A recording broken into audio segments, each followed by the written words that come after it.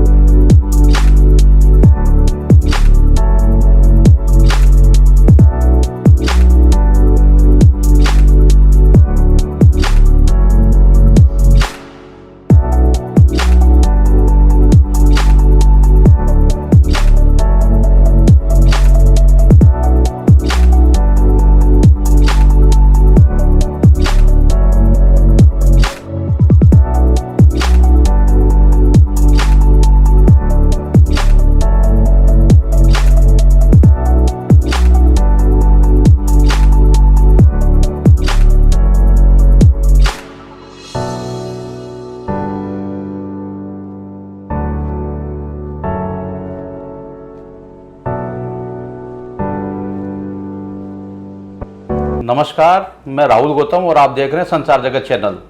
आज हम आए हैं pink star hospital, Mangyawas road पर स्थित है। और अपने राजस्थान ही नहीं, राजस्थान से बाहर से भी लोग इतनी तादाद में आते हैं, नाम ही काफ़ी है। कहते हैं, जैसे कहते हैं कि नाम ही काफ़ी है, तो यहाँ पर हैं डॉक्टर राजविंदर सिंह चौधरी। नाम ही काफ़ी हैं, बड़े डॉक्टर हैं न्यूरो सर्जरी के, काफ़ी कीर्ति सुनी है। आज हम मांग्यावास रोड पे यहाँ आए हैं तो इन्होंने नया हॉस्पिटल बनाया है। यहाँ आकर के ऐसा लगता है कि ये हॉस्पिटल तो काफ़ी वर्षों से चालू है। इतनी भीड़ और इतने लोग, ये एक विश्वास जीतने का कार्य इन्होंने किया है। आज हम डॉक्टर साहब के पास हैं, आप सभी को रूबरू करवा रहे हैं और कुछ बातें आप तक पहुँचा रहे हैं जो जानना बेहद ज़रूरी है। डॉक्टर साहब, संचार जगत पे आपका हार्दिक अभिनंदन है। हम आमतौर पर अनेक बीमारियों की चर्चा करते हैं, लेकिन न्यूरो से संबंधित जो बीमारी है वो अपने आप में क्रिटिकल है। क्योंकि न्यूरो की जो समस्या है उसके बाद आदमी थोड़ा परेशानी में आ जाता है और बीमारियों को सहन कर लेता है, उसका उपचार करवा लेता है।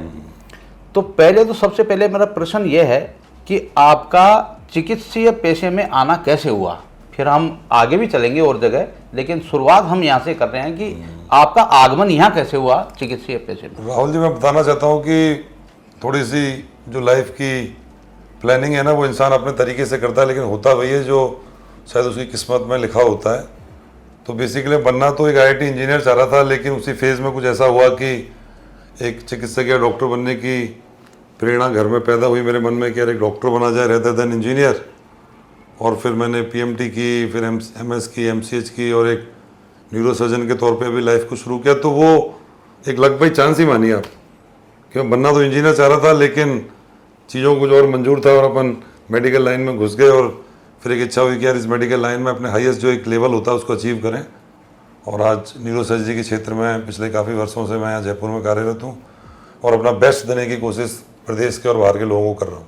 बहुत ही अच्छी परफॉर्मेंस डॉक्टर साहब की मानी जाती है। 15,000 से ज़्यादा ऑपरेशन करने का एक कीर्तिमान इन्होंने स्थापित किया है। हम आमतौर पर देखते हैं कि बहुत से डॉक्टर हैं, चिकित्सक बहुत हैं, लेकिन वर्तमान समय में एक दशक के अंदर हम ये देखें कि डॉक्टर साहब का नाम ज़्यादा है। तो ऐसा क्या जादू है आपके हाथों में क्या ईश्वर की कृपा है कि आपका इतना नाम, इतनी कीर्ति, ये कैसे संभव हो पाया? राहुल जी देखिए, कीर्ति तो अब यह आपके शब्दों में है। मेरे तो एक चिकित्सक होने के नाते फर्ज ये रहता है कि जो भी व्यक्ति मेरे पास न्यूरो की बीमारी से संबंधित आता है, मैं अपना बेस्ट करने की कोशिश करता हूँ। और पिछले 10-12 वर्षों की बात करूँ तो मैं हमारे पास राजस्थान क्या पूरे हिंदुस्तान से और इवन विदेशों से भी जो इंडियंस बाहर दुबई में, अरब में हैं, साउथ अफ्रीका या इन देशों में हैं, वो अपनी सर्जरीज़ के लिए, अपने न्यूरोलॉजिकल प्रॉब्लम्स के लिए हमसे कंसल्ट करते हैं, दिखाने आते हैं, इलाज भी लेते हैं। और अभी हमने यहाँ पर मांग्यावास रोड, मानसरोवर एक्सटेंशन में जो हॉस्पिटल चालू किया है, वो भी बेसिकली एक न्यूरो थीम को लेकर के ये कि बहुत ही एडवांस लेवल का इलाज जयपुर में सर्जरी या नॉन सर्जरी हम यहाँ पर दे पाएँ। तो करने की कोशिश हमेशा बेस्ट करते हैं। अब ये तो आपका पब्लिक का नज़रिया है कि वो किसको बेस्ट कहती है, किसको 1 नंबर देती है, 2 नंबर देती है, हम तो ऐसा कुछ नहीं मानते। लेकिन हाँ, प्रयास यही है हमेशा से कि आने वाले मरीज को बेस्ट इलाज दिया जाए। सर्जरी है तो सर्जरी की जाए, दवाइयों से इलाज हो सकता है तो उसको दवाई दी जाए, लेकिन वो विश्वास मरीज का और डॉक्टर का कायम रहे और अपनी जो गुणवत्ता है और जो रिजल्ट ओरिएंटेशन है वो हाईएस्ट लेवल ऑफ, कहते हैं ना, पीक उसका मेंटेन रहे। यही हम हमेशा कोशिश करते हैं। और 1 नंबर या 2 नंबर पे जीवन में रहेंगे तो देखो प्रभु का आशीर्वाद है। मैं भी ये मानता हूँ कि हम तो अपना केवल कर्म कर सकते हैं चिकित्सक होने के नाते, बाकी ऊपर वाले की कृपा रहेगी तो आप जो चाहेंगे 1 नंबर 2 नंबर जीवन में हासिल कर पाएंगे। बहुत ही शानदार बात है। धरती के भगवान माने जाते हैं चिकित्सक, और इनका कहना है कि ये ऊपर वाले की नियामत है, ईश्वर का आशीर्वाद है। इनके हाथों में ईश्वर ने वो तासीर दी है, वो करामात दी है कि जो भी मरीज आता है, जो भी पेशेंट आता है, वो ठीक होकर के जाता है। तो उत्तरोत्तर प्रगति के पथ पर अग्रसर हैं डॉक्टर राजवेंद्र सिंह चौधरी। हम आपसे सर जानना चाहते हैं कि 2 तरीके का मामला है, एक तो ब्रेन का और एक स्पाइन का। तो इसमें आज वर्तमान समय में देखा जा रहा है स्पाइन के मामले भी ज़्यादा आ रहे हैं और एक्सीडेंटल तो होते ही हैं उसमें। तो इन दोनों में क्या समानता है और कैसे आदमी बच सकता है, थोड़ा मार्गदर्शन करें। देखिए क्या है कि जो न्यूरो सर्जरी या न्यूरोलॉजी जो हमारा एग्जैक्टली कोर स्ट्रीम है, उसमें मैं बात करूं तो उसके 2 कंपोनेंट्स होते हैं, एक ब्रेन सेगमेंट है, एक स्पाइन सेगमेंट। ब्रेन की बीमारियों की बात करूं तो आजकल जो बहुत ही कॉमनली प्रिवेलेंट बीमारियां अदर देन हेड इंजरी तो भाई न्यूरो का एक विषय ही है, न्यूरो सर्जरी का, लेकिन हम उसके इतर आते हैं अपन। तो ब्रेन में ब्रेन ट्यूमर्स, खून की नसों का फटना, बीपी बढ़ना और बीपी की वजह से सिर में ब्लीडिंग होना, खून के अंदर खून की नसों के गुच्छे बन जाते हैं अंदर ब्रेन में। ये ऐसी बहुत सारी ऐसी पैथोलॉजीज हैं, टीबी की गांठें बन जाना, ब्रेन में एब्सेसेस बन जाना। तो बहुत सारी ऐसी प्रॉब्लम्स हो गई हैं जो कि क्या यंग एज क्या ओल्ड एज सबको एक्चुअली इन्वॉल्व कर रही हैं। और सारी की सारी ये बीमारियां जिनका मैं नाम ले रहा हूँ, ये कहीं ना कहीं मरीज के लिए बड़ी घातक है अगर इनको टाइमली मैनेज नहीं किया जाए। तो एक डॉक्टर के न्यूरोसर्जन होने के नाते मेरी ये भी आम जनता से एक रिक्वेस्ट रहती है हमारे डॉक्टर्स की कि भाई आपको कोई भी सिम्टम्स या कोई भी लक्षण दिखाई दें, सिर दर्द हो रहा है, चक्कर आ रहे हैं, हल्की सी बेहोशी है, दौरे पड़ रहे हैं, कान में से आवाज़ें आ रही हैं, कुछ भी ऐसे लक्षण दिखाई दे रहे हैं, नज़र आ रहे हैं खुद की बॉडी में, कभी आप उसको लाइटली ना लें। आप हमेशा उसको एक सीरियस मोड पे उस कॉन्सेप्ट को लेते हुए, बात को लेते हुए हमेशा एक फिजिशियन से शुरू करें या न्यूरोलॉजिस्ट या न्यूरोसर्जन को दिखाएं और प्रॉपरली इन्वेस्टिगेट करें। सिर की बात करूं तो हमारी जो बेसिक जांचें हैं उसमें सीटी स्कैन है, एमआरआई है और भी कुछ और जांचें हैं, ईईजी है, बहुत सारी चीज़ें हैं जिनसे हम ब्रेन को जांच कर लेते हैं। तो अपनी जो आवश्यक जांच है वो हमेशा करें। दूसरी तरफ मैं स्पाइन की बात करूं तो स्पाइनल ट्रॉमा के बहुत सारे केसेस हमारे पास आते हैं। यंग हो चाहे ओल्ड हो, रोडों पर इतनी गाड़ियाँ चल रही हैं, एक्सीडेंट्स होते हैं, इंजरीज होती हैं, हेड इंजरी भी होती है, स्पाइनल इंजरी भी होती है, पैर काम नहीं कर रहे से बहुत सारे केसेस आते हैं। तो स्पाइनल इंजरीज हो गया, स्पाइनल में डिस्क की प्रॉब्लम हो गई, गर्दन से लेके लंबर तक बहुत सारी डिस्क की समस्याएं, ये कहीं ना कहीं युवा पीढ़ी से लेके उम्रदराज लोगों तक को इन्वॉल्व कर रही हैं। लेकिन दोनों सेगमेंट्स को हम डील करते हैं न्यूरोसर्जन होने के नाते। और जहाँ सर्जरी की आवश्यकता है वहाँ सर्जरी करके मरीज को ठीक करते हैं, जहाँ दवाइयों से इंसान को ठीक किया जा सकता है वहाँ उसको मेडिसिनल ट्रीटमेंट देके भी ठीक किया जाता है।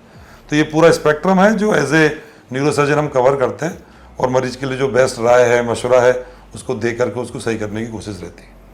सबसे बड़ी बात है, एक और आपकी ख्याति सुनाई दी है कि जहां इलाज हो रहा है सब जगह, उससे आधी रेट में आप इलाज कर रहे हो, मतलब बहुत कम पैसा लग रहा है आपके यहाँ। तो इतना बड़ा हॉस्पिटल, इतना मैनेजमेंट, इतना वो, तो उसमें कैसे कर पाते हो आप, इतना सस्ता इलाज कैसे कर रहे हैं आप? देखिए क्या है कि मेरा ये मानना है कि बात सस्ते और बहुत ज़्यादा महंगे की नहीं है, कि हर चीज़ की कॉस्टिंग होती है। तो मुझे लगता है चाहे हम प्राइवेट सेक्टर में हॉस्पिटल रन कर रहे हैं, लेकिन कुछ चीज़ों को अपने तरीके से माउल्ड करके, यानी कि मॉडिफाई करके, जो कॉस्ट वाला मैटर है वो भी मरीजों को एक लेवल तक लाया जा सकता है, मेरा ये मानना है। और ऐसी कॉस्टिंग जिसमें हॉस्पिटल का भी खर्चा निकलता रहे और पेशेंट का भी, किसी भी एवरेज व्यक्ति का भी इलाज हो पाए, वही मेरा मकसद रहता है हमेशा। कोई व्यक्ति मेरे पास आए और केवल पैसे के अभाव में या प्राइवेट हॉस्पिटल सुन के या ये जान करके कि भाई इनके हॉस्पिटल के तो चार्जेस बहुत ज़्यादा हैं, और अगर वो मुझे लगता है कि वो मेरी सेवाएं नहीं ले पा रहा है या वो मेरी सेवाओं को हकदार नहीं है, तो मुझे भी एक न्यूरो सर्जन के होने के तौर पे बड़ा बेईमानी सा लगता है कि यार मैं एक आम व्यक्ति की भी मदद नहीं कर पा रहा हूँ।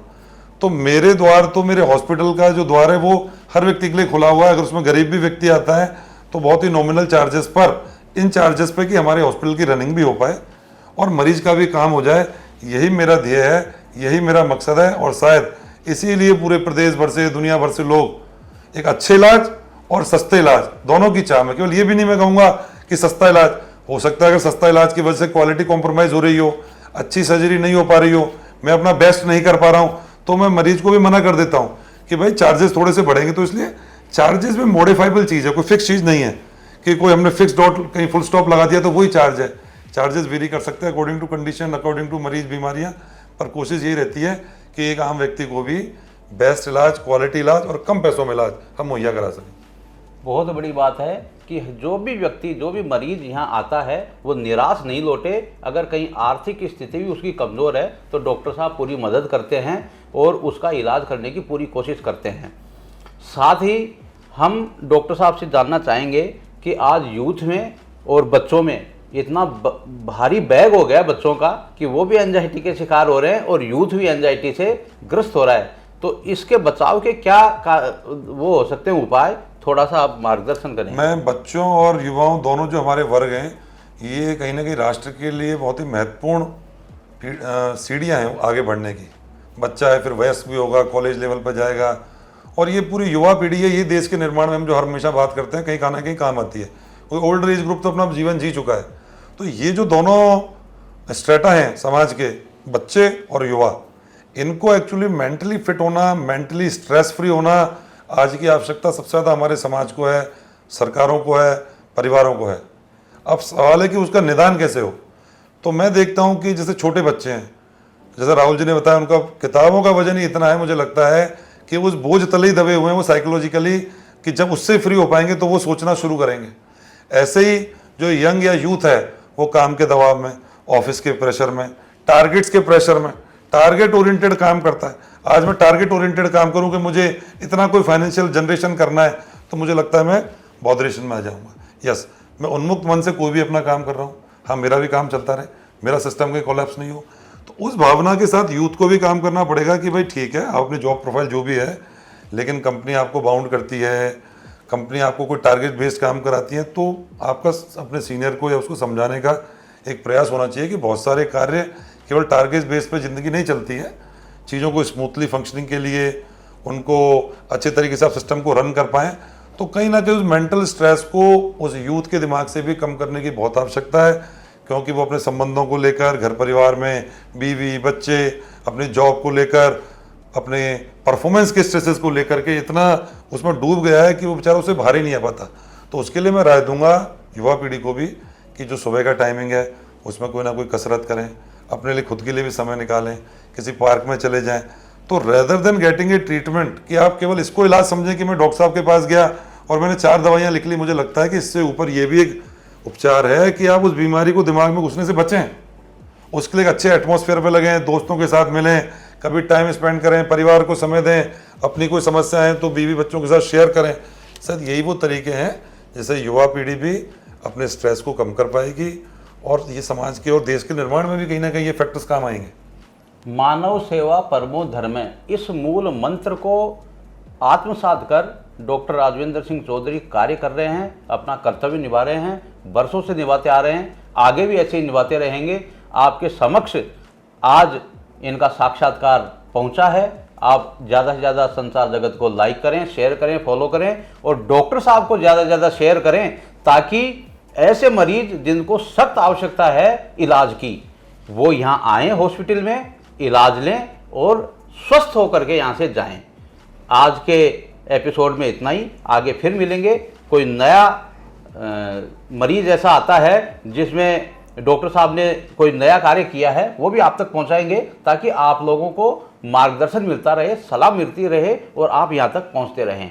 अब हमें इजाज़त दीजिए, नमस्कार।